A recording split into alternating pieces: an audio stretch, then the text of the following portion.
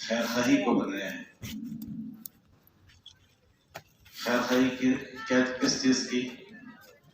کہ اس دنیا میں بسنے والا انسان جب تک اس دنیا میں جیے اللہ اس کو اچھا جینا نصیب کر دے، اس کا جینا اچھا ہو جائے، اور جب اس کی موت آئے تو اللہ کرے اس کا مرنا اچھا ہو جائے. ہمارے نبی علیہ السلام نے ابو سفیان رضی اللہ عنہ سے بات فرمائی، جئتکم بکرامت الدنیا والآخرہ، کہ یہ دین کے راستے سے جو باتیں کہی جا رہی ہے اگر ان کو زندگیوں میں لایا جائے تو وہ باتیں ایسی ہیں کہ ان باتوں کے ذریعے سے سب سے پہلے آدمی کی دنیاوی زندگی اچھی بنتی ہے، اور اس کے بعد جو اصل زندگی ہے ہمیشہ ہمیشہ کی اللہ اس کو اچھی بناتے ہیں. انہی باتوں کے سمجھنے اور سمجھانے کے لیے اللہ پاک نے اگلے زمانے میں نبیوں کا سلسلہ چلایا. ہمارے نبی علیہ السلام آخری نبی ہیں، اب ان کے بعد کوئی نبی نہیں. اور یہ فرمایا گیا کہ کوئی اگر نبوت کی بات کرے، نبوت کا اعلان کرے تو وہ جھوٹا ہے. اور یہ بھی فرمایا گیا کہ ایسے لوگ پیدا ہوں گے جو نبوت کا دعویٰ کریں گے لیکن وہ جھوٹے ہوں گے. تو آپ کی ہمدردی کی بات کون کریں گے؟ انسانیت پہ باتیں کون سمجھائیں گے؟ تو اللہ پاک نے نبی والا کام دنیا میں چلا دیا. یہ ختم نبوت کی محنت کی برکت سے، ختم نبوت کی برکت سے اللہ پاک نے نبی والا کام چلایا کہ جس کے ذریعے سے انسانوں سے ہمدردی کی بات کی جا رہی ہے، ان سے ملا جا رہا ہے، ان کی ملاقاتیں کی جا رہی ہے، گھر گھر پر جایا جا رہا ہے، مسجد مسجد جایا جا رہا ہے، اسی ہمدردی کے نسبت پر کہ ایک ایک آدمی اس دنیا میں جینے والا، اس کا جینا بھی اچھا ہو جائے اور اس کا مرنا بھی اچھا ہو جائے. اور یہ ہمدردی کس کے لیے ہے؟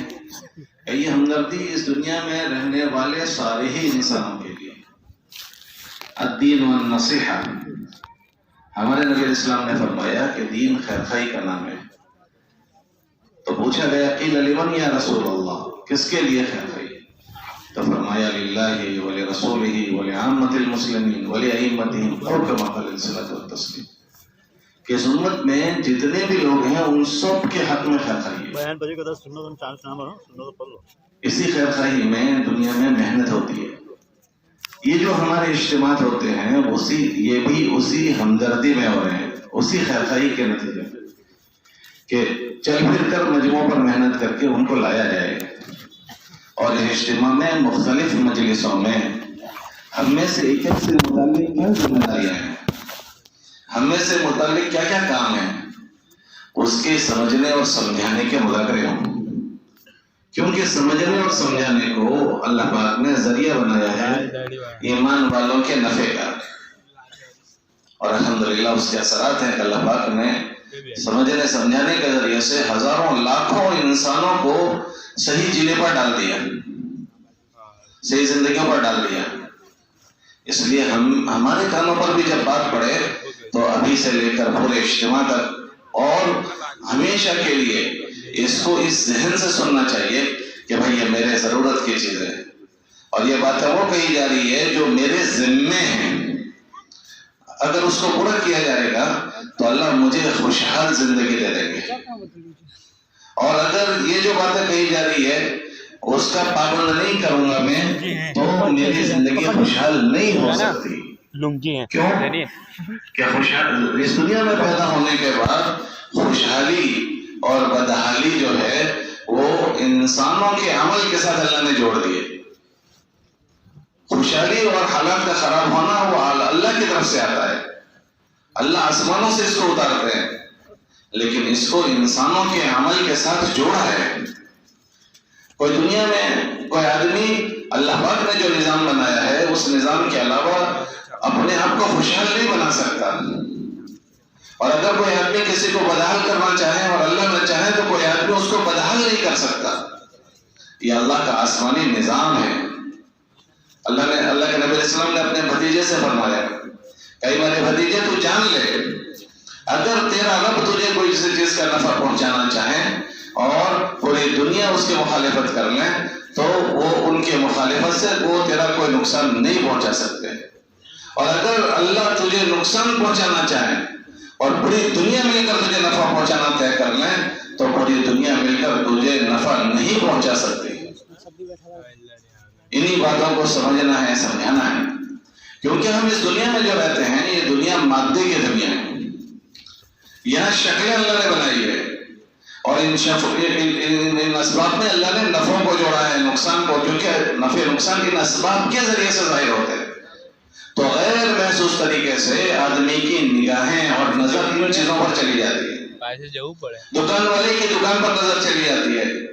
اگر اللہ نے کسی کو اولاد دی تو اس کی نظر اس کی اولاد پر چلی جاتی ہے. اگر اللہ پاک نے کسی کو کھیتی دی، کاروبار دیا، مختلف شکلیں دی، تو ان شکلوں میں رہتے رہتے آدمی کی نگاہیں ان پر چلی جاتی ہے اور ہوتے ہوتے وہ اس میں ایسا مشغول ہو جاتا ہے کہ اپنے رب کے احکامات کو وہ بھول جاتا ہے، غفلت کرنے لگتا ہے. حالانکہ اللہ قرآن میں فرماتے ہیں کہ ساری شکلیں جو ہے وہ اللہ کی پیدا کی ہوئی ہے، اس میں بات اللہ ہی کی چلتی ہے. اگر اللہ اس میں نفع کو ظاہر کرنا طے کر دیں تو ان شکلوں سے نفع ظاہر ہوتے ہیں، اور اگر اللہ اس میں نقصان ظاہر کریں تو انہی شکلوں سے نقصان ظاہر ہوتا ہے. اللہ قرآن میں فرماتے ہیں الا لہ الخلق والامر، کہ لوگوں جان لو کہ جتنی کائنات بنی ہیں وہ تمہارے اللہ نے بنائی ہے، یہ کائنات اللہ کی بنائی ہوئی ہے. اور پھر آگے فرمایا اس میں بات بھی اللہ ہی کی چلتی ہے کہ اللہ جو چاہتے ہیں وہ ان شکلوں میں ہوتا ہے. ہم دنیا میں دیکھیں کہ دنیا میں 50 لوگ آپ کو ایسے ملیں گے کہ انہوں نے شکلیں اختیار کی اور وہ یہ چاہتے تھے کہ ان شکلوں میں ایسی چیز ہو جائے جو وہ چاہتے ہیں، لیکن ان پر پوری طاقت لگانے کے باوجود وہ نہیں ہوا جو وہ چاہتے تھے. یہ دنیا میں جتنے لوگ مقروض ہیں ان سب سے پوچھو کہ بھائی تمہیں جو قرضہ ہوا ہے وہ کاروبار بند کر کے تم مقروض ہو گئے؟ کھیتی والوں سے پوچھے، کھیتیاں بند کر کے مقروض ہو گئے؟ فیکٹریوں والوں سے، کارخانے والوں سے پوچھو کہ بھائی کیا تم فیکٹریاں اور کارخانے بند کر کے مقروض ہوئے؟ کہ کوئی آدمی ایسا نہیں ملے گا کہ جس نے کاروبار بند کر دیا، کارخانے بند کر دیے، فیکٹریاں بند کر دی، وہ اس کو چاروں فیکٹریوں میں وہ قرضدار ہو گئے، چاروں کھیتی میں قرضدار ہو گئے، چاروں دکانوں میں وہ قرضدار ہو گئے. تو ان سے یہ پوچھیں کہ بھائی بتاؤ کہ یہ کیا تم نے کارخانے اور فیکٹریاں اور دکانیں قرضدار ہونے کے لیے کھولی تھی؟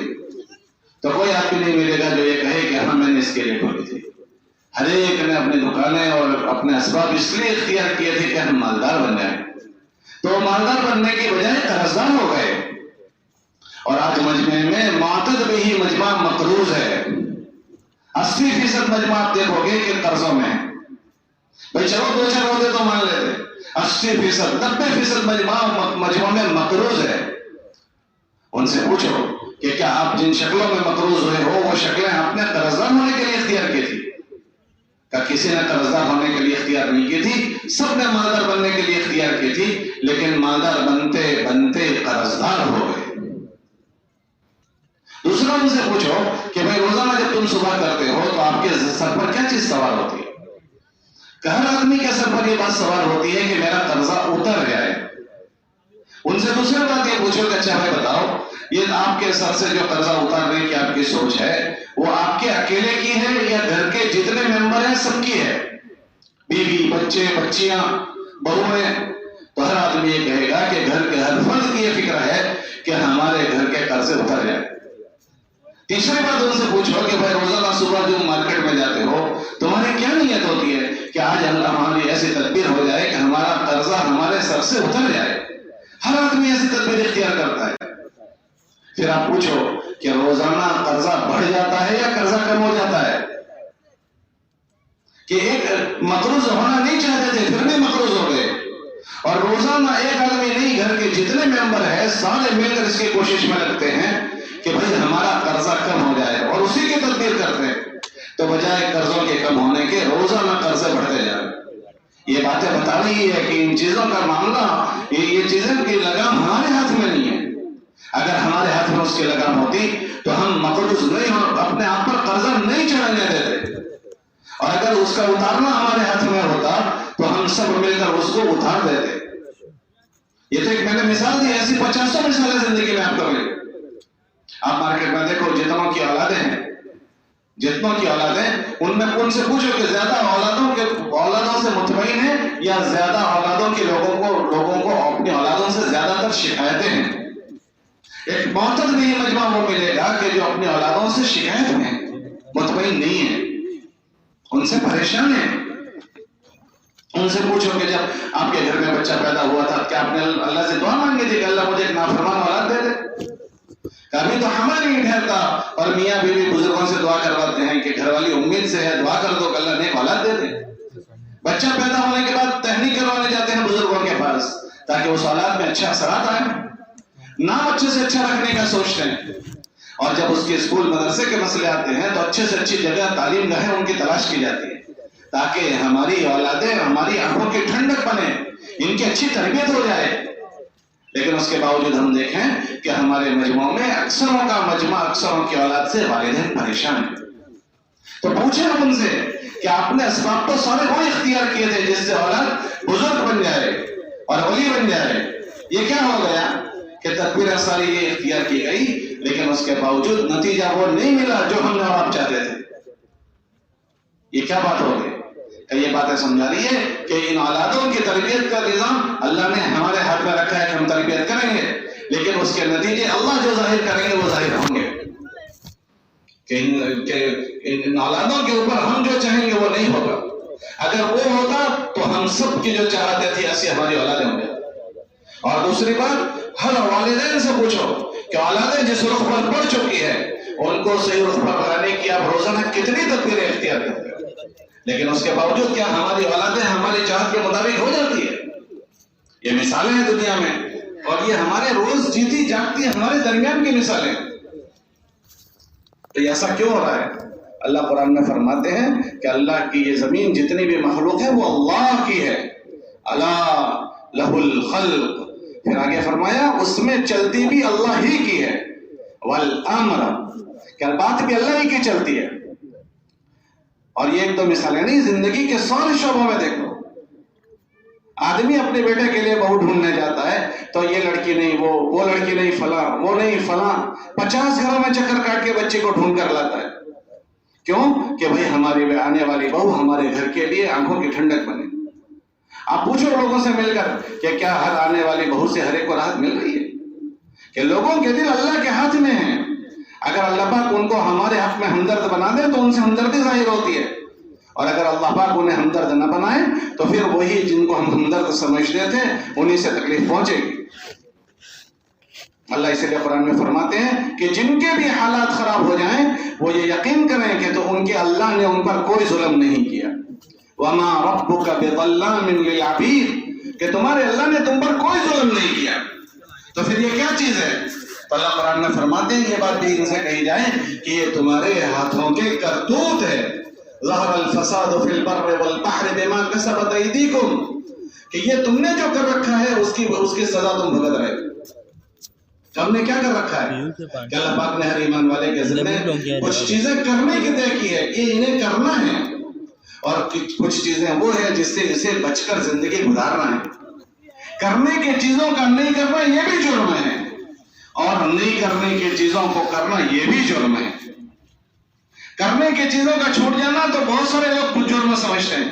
بھائی کوئی آدمی نماز چھوڑ دے، روزہ چھوڑ دے، ماں باپ کی اطاعت فرما برداری کو چھوڑ دے، اس کو تو سارے جرم سمجھتے ہیں، لیکن نہ کرنے کی چیزوں کو کرنا کتنے جرم سمجھتے ہیں. غیبت ہو رہی ہے، آنکھوں سے گندا دیکھا جا رہا ہے، اس زبان سے گندا بولا جا رہا ہے، اس دل دماغ سے گندی باتیں سوچی جا رہی ہے، اور ہاتھ پیر کا غلط استعمال ہو رہا ہے. کون اس کو گندا سمجھتا ہے؟ نہ کرنے کی چیزوں کے کرنے کو برائی سمجھنے والا مجمع کم ہے.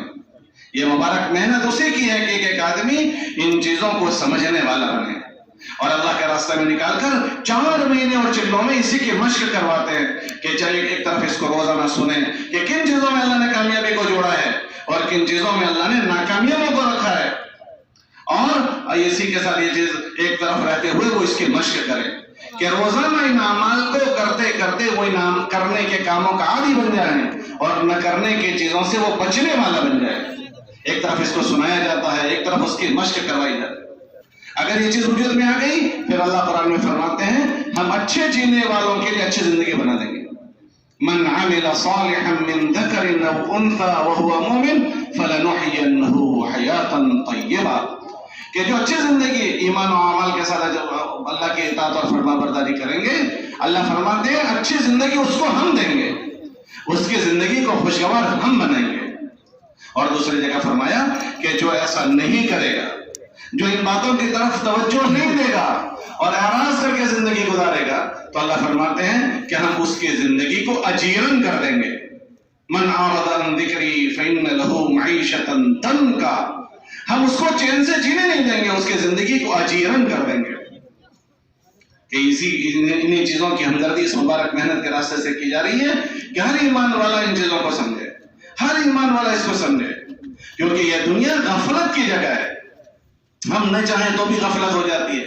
اللہ پاک نے اس دنیا کو غفلت کی جگہ بتایا ہے، اس دنیا کو دھوکے کی جگہ بتایا، اور یہ فرمایا کہ تمہیں دھوکہ دینے والی دنیا دھوکہ نہ دے دے، کہ یہ دنیا دھوکہ کہا جاتا ہے آدمی کہ سمجھنے کی چیزیں سمجھنے سے پیچھے رہ گیا اور نہ سمجھنے کی چیزوں پر جان بھی لگ رہی ہے، مال بھی لگ رہا ہے، تو پھر اللہ اس سے ناراض ہوں گے، اور اگر اللہ ناراض ہو گئے تو کہ وہ اپنے حالات کو ٹھیک نہیں کر سکتا۔ ایمان والے کی ساری باتیں اللہ کے وہاں نوٹ کی جاتی ہیں، نوٹس میں لی جاتی ہے، یہاں تک کہ وہ زبان سے کوئی جملہ بولتا ہے وہ بھی نوٹ کیا جاتا ہے، اس کی حرکت نوٹ کی جاتی ہے، اس کے دل میں پلنے والی چیزوں کو نوٹ کیا جاتا ہے۔ اللہ قرآن میں فرماتے ہیں ما یلفظ من قول الا لدیہ رقیب عتید، کہ اگر زبان سے جملہ بھی نکلا ہے تو اس کو بھی ہم نوٹ کریں گے، یہاں تک کہ اگر دل میں کوئی بات پل رہی ہے اگر وہ اچھی ہے تو دیکھی جائے گی، اور اگر کسی غلط بات کی تدبیر کی ہے اگر اللہ اس سے ناراض ہو گئے تو اس کے بھی اثرات دنیا میں ظاہر ہوتے ہیں۔ اللہ پاک نے قرآن میں ایک خاندان کا واقعہ بیان کیا 28ویں پارے میں، کہ یمن میں ایک خاندان رہتا تھا، ان کے ابا کی بڑی کھیتی تھی، تو ان کے ابا جب کھیتی ہو جاتی تھی تو اس کے 3 حصے کرتے تھے، ایک اپنے اہل خانہ کے لیے محفوظ کر دیتے تھے، ایک آئندہ سال کی کھیتی کے لیے جمع کر لیتے تھے، اور ایک حصہ غربا اور مساکین پر خرچ کر دیتے تھے۔ جب ابا کی وفات ہو گئی تو بچوں کے ذہن میں بات یہ آئی کہ ہمارے ابا تو نادان تھے، ایک بہت بڑا حصہ ہمارے مال کا لوگوں کو دے دیتے تھے، تو ہم تو ایسا نہیں کریں گے، اب ہمارے ابا چلے گئے یہ حصہ ہم ختم کر دیں گے۔ اس کی انہوں نے ذہن میں پلان بنایا، اور یہ پلان بنا کر آپس میں مشورہ فائنل کر دیا۔ اس میں ایک بیٹا سمجھدار تھا، وہ کہنے لگا ایسا نہ کرو، ابھی انہوں نے کیا نہیں ہے، اس کا پلان بنا رہے ہیں، اس کی تدبیر کر رہے ہیں، اس کی شکل سوچ رہے ہیں۔ ایک بیٹا کہنے لگا ایسا نہ کرو، یہ اللہ کو ناراض کرنے والی چیز ہے، لیکن دوسرے نے کہا تو نادان ہے، تو سمجھتا نہیں ہے، ایسا ہی کرنا ہے۔ یہاں تک کہ وہ پلان بنا کر رات کو اپنے کھیت پر چلے، جب وہاں پہنچے تو وہاں جا کر دیکھا کہ کھیتی نہیں ہے، تو یہ سمجھے کہ ہم غلط جگہ پر آ گئے ہیں، کسی کے کھیت پر آ گئے، ہم اپنا راستہ بھٹک گئے رات میں۔ تو دوسرا بھائی کہنے لگا نہیں، راستہ نہیں بھٹکے ہیں، یہ آثار ہے، دیکھو یہ نشانیاں ہیں، ہم اپنے ہی کھیت پر آئے ہیں۔ تو صبح جب ہوئی تو دیکھا کہ پوری کھیتی بھسم ہو چکی ہے، کھیتی پر آسمان سے اللہ ناراض ہو گئے ہیں، ان کی نظائم سے، ان کی نیتوں سے اللہ ناراض ہوئے ہیں، اور راتوں رات اللہ پاک نے ان کی کھیتی پر آسمان سے بجلی اتاری، اور بجلی اتار کر اللہ نے اس کو ختم کر دیا۔ آج بھی وہ زمین ایسی پڑی ہے کہ وہ کھیتی کے لائق نہیں رہی ہے۔ جب اللہ ناراض ہوتے ہیں تو اس کی ناراضگی کا اظہار اللہ مختلف شکلوں سے کرتے ہیں، کسی کے مال پر حالات آتے ہیں، کسی کے اولاد میں حالات آتے ہیں، کسی کے اپنی ذات پر حالات آتے ہیں۔ اللہ کے بہت لشکر ہیں، اللہ اپنے لشکروں میں سے کسی لشکر کو اس پر مسلط کر دیتے ہیں۔ اللہ قرآن میں فرماتے ہیں کہ اس کے بہت لشکر ہیں، للہ جنود، ہمارے بہت لشکر، اور آگے فرمایا اتنے لشکر ہیں کہ ہمارے لشکروں کو ہمارے علاوہ کوئی گنتی میں نہیں آ سکتی۔ وَمَا يَعْلَمُ جُنُودَ رَبِّكَ إِلَّا هُوَ، کہ اللہ کے لشکروں کو اللہ جانتے ہیں کہ کتنے لشکر۔ ہم بڑے بڑے لشکروں کو تو جانتے ہیں، بھئی زمین اللہ کا لشکر ہے، کہ اگر اللہ زمین کو حکم کر دیں تو آباد شہر کو ایک دم زمین میں گرا دیتا ہے، کہ ختم کر دیتا ہے، کہ زلزلے کو تو ہم اللہ کی طرف سے سمجھتے ہیں، آسمان سے اگر بجلی گر جائے تو اس کو ہم اللہ کی طرف سے سمجھتے ہیں، یہ بھی اللہ کی بڑی نشانیوں میں سے، اللہ اپنی قدرت سے یہ چیز کرتے ہیں۔ ہوا چلا دیں اللہ تو اس کو ہم اللہ کا عذاب سمجھتے ہیں، اللہ طوفان چلا دیں تو ہم اس کو اللہ کا عذاب سمجھتے ہیں، جیسے یہ بڑی بڑی چیزیں اللہ کے عذاب ہیں، چھوٹی چھوٹی مخلوق بھی اللہ کا عذاب ہے۔ اللہ پاک نے اگلی قوم پر اپنے عذاب کے طور پر مچھر کو بھیجا، مچھر آیا ہے۔ اللہ نے چوہوں کو عذاب بنا کر بھیجا، چوہوں کو، چوہے ہی چوہے، پورے جسم میں چوہے، گھر میں چوہے، جہاں دیکھو وہاں چوہے، کیا کر لو گے؟ کھٹمل کو اللہ نے عذاب بنا کر بھیجا، کھٹمل، کہ جہاں دیکھو وہاں کھٹمل ہی کھٹمل۔ اللہ پاک نے مینڈکوں کو عذاب بنا کر بھیجا، مینڈکوں کو، کہ یہ بڑی بڑی چیزیں جیسے اللہ کا لشکر ہے، ایسے یہ چھوٹی چھوٹی چیزیں بھی اللہ کے لشکر ہے۔ ہماری اپنی بیوی اللہ کا لشکر ہے، اگر اللہ اس کو ہمارے موافق نہ کرے تو وہ ہماری جان کو آ جائے گی۔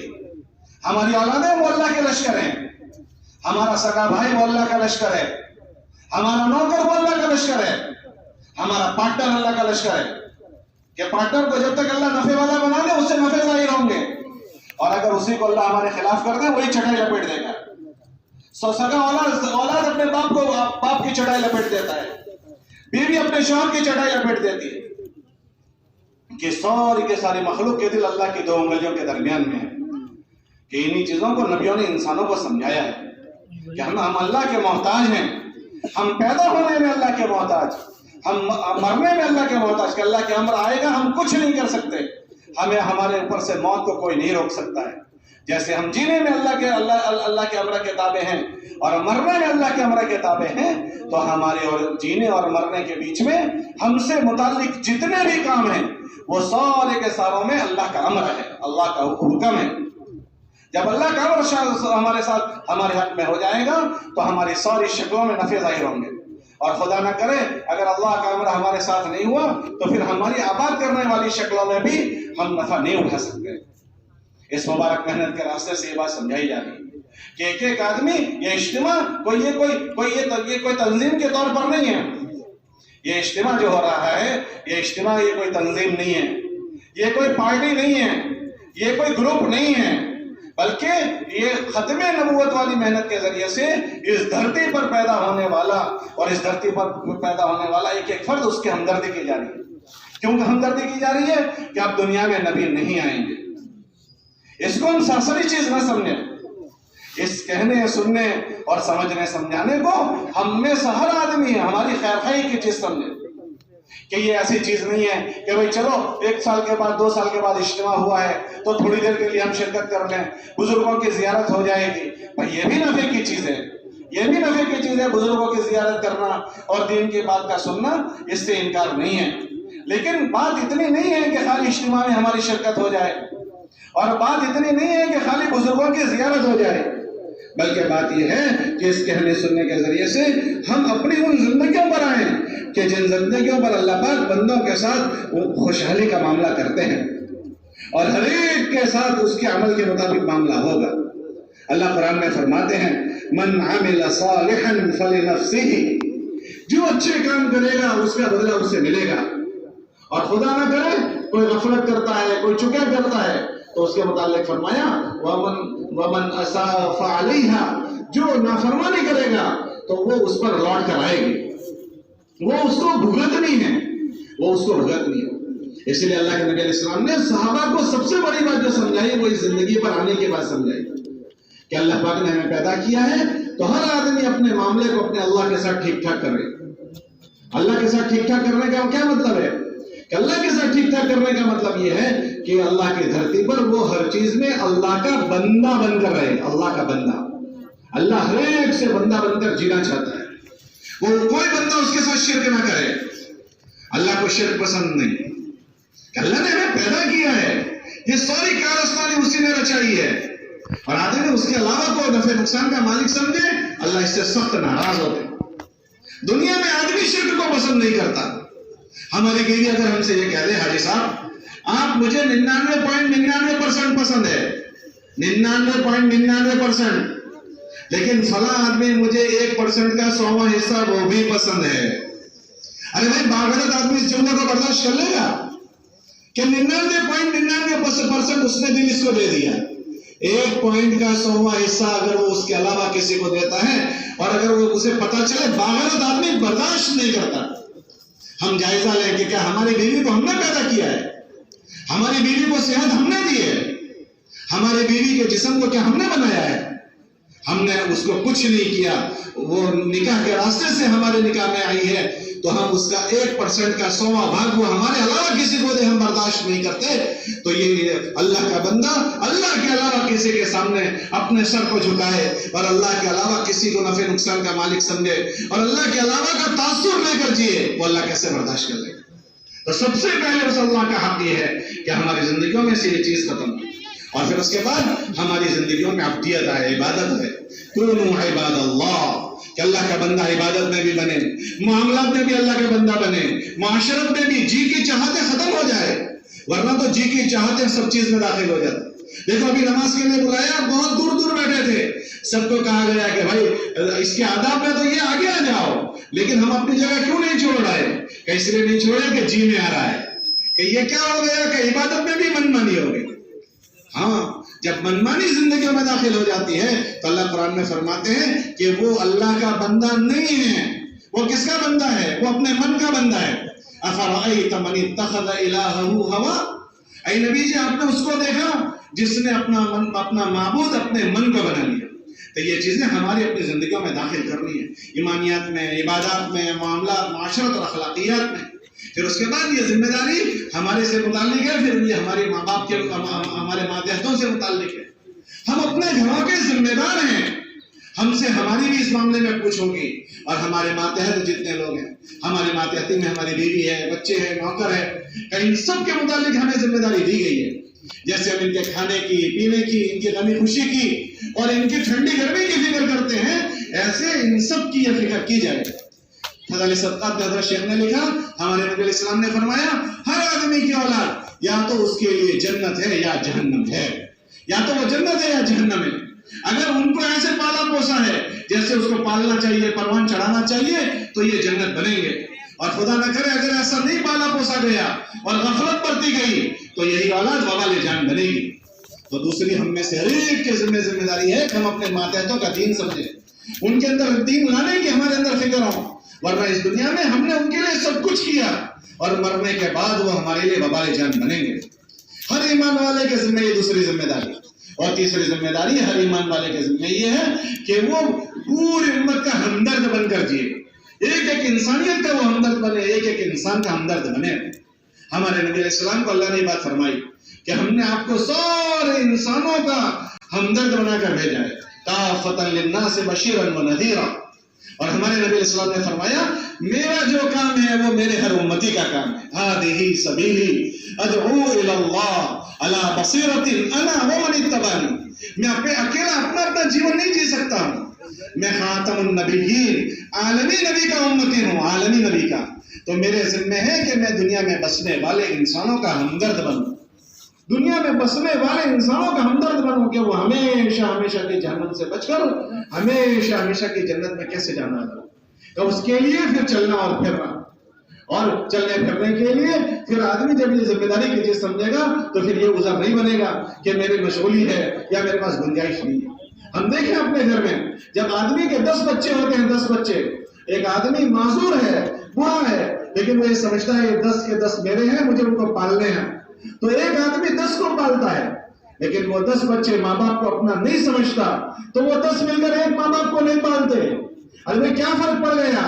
کچی فرق یہ پڑ گیا کہ اس ایک نے ان 10 کو پالنا اپنا کام سمجھا تھا، اور وہ 10 کیوں نہیں پالتے کہ ان 10 نے مل کر اپنے ماں باپ کو تقسیم کر دیا، انہوں نے اپنا ماں باپ کو اپنا نہیں سمجھا، تو ان کی تقسیم کر دی۔ ایک مہینہ اس کے گھر کھاتا ہے، ایک مہینہ اس کے گھر، ایک مہینہ اس کے گھر، ایک مہینہ اس کے گھر۔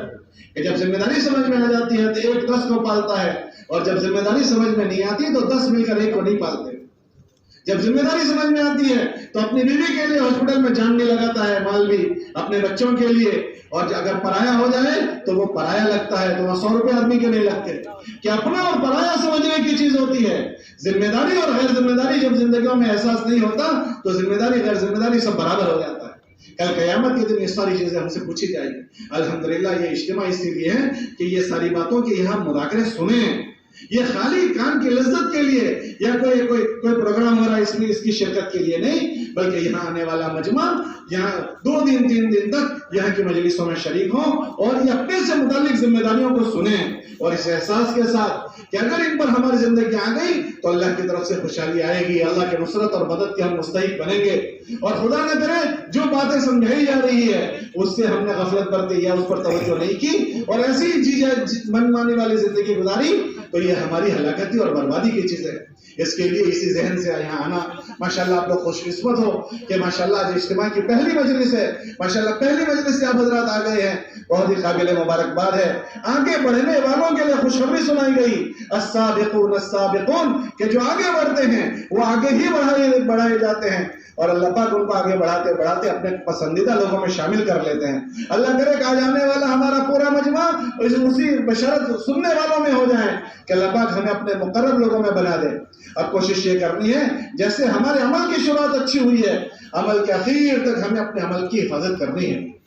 عمل کی حفاظت کیسے کریں گے کہ اب سے لے کر دعا تک جتنی مجلسیں ہماری اجتماعی ہوں ان ساری اجتماعی مجلسوں میں اسی طبیعت کے ساتھ بیٹھنا ہے۔ ماشاءاللہ حضرات نے ساری آپ کی مشغولیتوں کو چھوڑ دیا ہے، اپنے سارے مشاغل کو چھوڑ کر اللہ کی نسبت پر آپ یہاں آ چکے ہو۔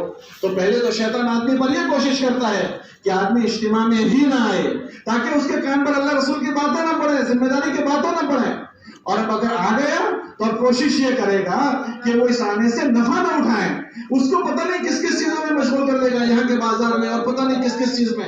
یقیناً ہمارے ساتھ ضروریات لگی ہوئی ہے، ہم ضرورت پوری کرنے ضرور جائیں گے، لیکن سب سے پہلی ہماری ضرورت یہ مجلسیں ہیں۔ اس لیے گزارش یہ ہے کہ کوشش کریں کہ ہماری ساری مجلسوں میں ہم وقت پر یہاں حاضر رہیں، ہماری مجلسوں میں ہماری غیر حاضری نہ ہو، مجلسوں میں ہمارا پورا کا پورا مجمع اسی ذہن کے ساتھ بیٹھیں۔ یہ 2 دن آپ کو ملے گا، پھر نہ یہ مجمع ملے گا نہ پھر یہ ہمارے بزرگ ملیں گے، اور کس وقت کس کے لیے اللہ پاک نے کون سی بات ہدایت کا ذریعہ بنائی ہے ہمیں نہیں پتا ہے، کس وقت کی کون سی گھڑی میں کون سی بات کس کے دل پر اثر کر جاتی ہے ہمیں نہیں پتا۔ ان لربکم نفحات فتعرضوا لها، کہ لوگوں اللہ کی طرف سے ہدایت کے جھونکے چلتے ہیں، اپنے آپ کو ان جھونکوں کے سامنے کھڑا کر دو۔ یہ اللہ نے ایک ماشاءاللہ اچھا اجتماع بنایا ہے، اللہ پاک نے ہم کو یہاں پہنچایا ہے، تو ہم میں سے ہر ایک کی اس بات کی کوشش ہو کہ اجتماع کی شروع سے لے کر آخر تک جب اللہ نے پہنچایا ہے جس کی مجلسوں میں یکسوئی کے ساتھ ہم شریک ہوں، اور اس کی ساری مجلسوں کو دھیان اور توجہ کے ساتھ سنیں، آگے بڑھ کر بیٹھیں، اور اپنی ذات سے ایک ایسا ماحول یہاں بنائیں 3 دن تک کہ نیا جتنا بھی مجمع آئے وہ سارا کا سارا مجمع ہمارے ماحول کا اثر لے کر جائے۔ بھئی جو اللہ کے راستے میں جانے والے ہوں گے انشاءاللہ وہ اللہ کے راستے میں جائیں گے، لیکن کم سے کم ہمارے اجتماع کے ماحول سے ہر نیا آنے والا مجمع اس کو 2 دن 3 دن ہمارے اس پنڈال میں ایسا ماحول ملے کہ وہ یہاں کے اثرات لے کر جائے، کہ جب نماز کا وقت ہو تو ہماری نماز میں سارے کے ساروں کے اچھے سے اچھی شرکت ہو، نماز کو اچھے سے پڑھا جائے، اور جو خالی وقت بچے ان خالی وقتوں میں ہمارے انفرادی اعمال کو کرنے کا ماحول بنایا جائے۔ جب ہم یہ ماحول بنائیں گے نا تو ہمارا نیا آنے والا مجمع بھی اس ماحول میں رچ بس جائے گا، انہیں یہ چیزیں دیکھنے ملیں گی۔ ارے پتہ نہیں کتنے دیہاتوں کے لوگ ایسے ملیں گے کہ جنہوں نے یہ ماحول پہلی مرتبہ دیکھا ہوگا۔ اللہ کرے کہ اس اجتماع میں ان کا آنا نفع کی چیز بن جائے، اس لیے یہ آنے والا مجمع اعمال کے ساتھ یہاں وقت گزاریں۔ اجتماعی مجلسوں کے بعد ہم اپنے انفرادی معاملات کریں، اپنے نوافل کا اہتمام کریں، رات کو جلدی سو کر رات کو اٹھ کر اللہ کے سامنے آہوزاری کا ماحول بنائیں کہ دن بھر ہماری محنت ہوگی اور رات میں اللہ کو منانے والی کیفیت ہوگی۔ ماشاءاللہ یہ اجتماع ایک دن میں نہیں ہو گیا، اس اجتماع سے 2 مہینے پہلے سے 3 مہینے پہلے سے پورے ضلع اور صوبے کے ذمہ دار پھر رہے ہیں، دروازے پر جا رہے ہیں، جماعتیں پھر رہی ہے۔ 2-3 مہینوں کی یہ قربانی کا نتیجہ ہے اتنا بڑا مجمع یہاں پہنچا ہے، اور محنت کے بعد اللہ دعاؤں کو قبول کرتا ہے۔ ماشاءاللہ آپ حضرات نے ہی محنت کی ہے، آپ حضرات ہی چلے پھرے ہیں، تو آپ حضرات اپنی دعاؤں کو اپنی بڑھائیں، خصوصاً اجتماع کے دوران میں کہ اللہ سے اس کو قبول کروا دیں۔ حضرت ابراہیم علیہ السلام نے بیت اللہ بنایا، بیت اللہ بنانے کے بعد اللہ سے دعا مانگی کہ اللہ اس کو تو قبول کر لے، تو اللہ پاک نے اس کو قبول کر لیا، اور چاروں طرف سے اللہ نے اس مرکز کو ہدایت کا مرکز بنا دیا۔ آپ حضرات نے محنت کی ہے 2-3 مہینوں سے، تو یہاں اس اجتماع میں اللہ پاک آنے والوں کو اس سے نفع پہنچا دے، اور اللہ اس اجتماع کو عالمگیر ہدایت کا ذریعہ بنا دے۔ اس کے لیے یہاں بھی ہمیں محنت بھی کرنی ہے، دعا بھی کرنی ہے۔ محنت میں کیا کرنی ہے؟